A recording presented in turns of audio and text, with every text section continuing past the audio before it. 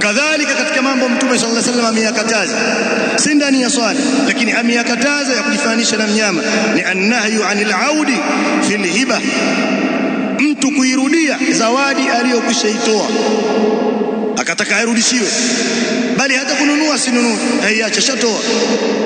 Na jambo hilo Mtume sallallahu alaihi wasallam katika hadithi inda al-Bukhari anasema al-aidu fi hibati, mwenye kuirudia zawadi yake ambayo ameitoa hiba, kalbi yarji'u fi qai'i, ni sawa na mbwa anayerejea matapishi yake. Kwanza ni mbwa na amerejea matapishi, si kwamba amekwenda kwenye kula chakula kizuri basi, ni mbwa. Mpigiwa mfano wa mnyama mbaya kabisa katika tabia, kadhalika anakirudia kitu kibaya ambacho ni matapishi. Katika hili al-Imam Ibn Hajar rahimahullahu ta'ala katika Fath al-Bari anasema la baghi lana ma'shara al-mu'minin, haipasi kwetu sisi waislamu an nattasifa bi sifatin dhamima, kusifika na sifa yoyote ile mbaya, yushabihuna fiha akhassul hayawanat, atafanana na sisi katika sifa hiyo wanyama waliokuwa duni katika maadili, fi akhassi ahwali, katika hali zao zilizokuwa mbaya kabisa.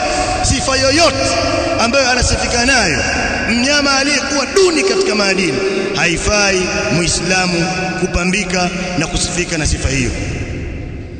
Kadhalika tumekatazwa kunyanyua mikono ndani ya sala wakati wa kutoa salamu, na hili lilipatikana kwa maswahaba katika hadithi ya Jabir bin Samura radhiyallahu anhu, anasema kunna idha sallaina ma'a rasulillah sallallahu alayhi wasallam qulna bi aidina assalamu alaykum wa rahmatullah, alafu akawa anaashiria mikono yake upande wa kulia na upande wa kushoto. Mtume sallallahu alayhi wasallam akaambia alama tumiuna bi aidikum, kwa nini mnaashiria mikono yenu? Kaannaha adnabu khayli shumsin, inasomwa kwa sukuni ya mimu na dhammi ya mimu kama anavyosema al-Imam an-Nawawi rahimahullahu ta'ala. Kwa nini mnanyanyua mikono yenu? Kana kwamba vile mikia ya farasi wasiyetulizana ambaye ana idhtirab. Inma yakfi ahadukum an yad'a yadahu ala fakhidhihi, inatosheleza mmoja wenu aweke mikono yake katika mapaja yake, thumma yusallimu ala akhihi man ala yaminihi wa shimali, amsalimie ndugu yake aliye kushoto na kulia. Kwa hiyo mtu kunyanyua mikono ndani ya swala, mpaka sasa watu wanafanya jambo hilo. Tumekatazwa kujifananisha na farasi. Utaona kwamba kuna wanyama tumekatazwa kujifananisha nao kwa sababu ya nafasi ya mwanadamu alionayo. Kwa hiyo si busara kwa mwanadamu kujifananisha na wanyama.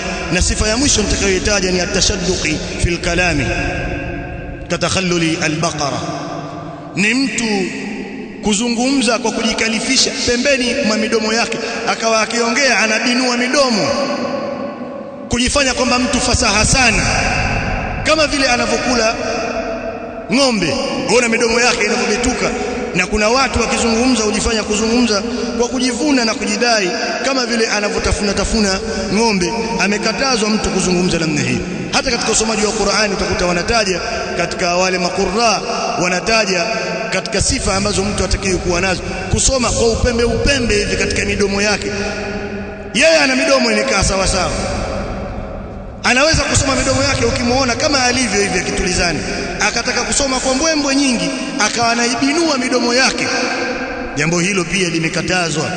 Si mtu katika mazungumzo yake ya kawaida, wala katika mawaidha, wala katika usomaji wa Qur'ani, jambo hilo limekatazwa.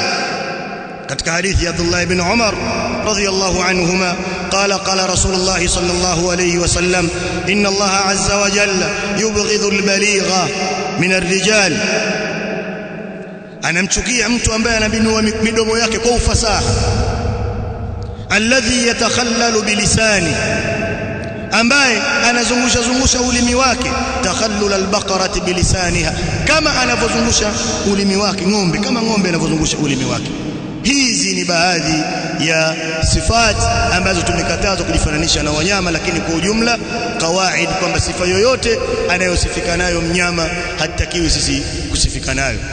أسأل الله أن يجعلنا من الذين يستمعون القول فيتبعون أحسنه، وصلى الله على نبينا محمد وعلى آله وأصحابه.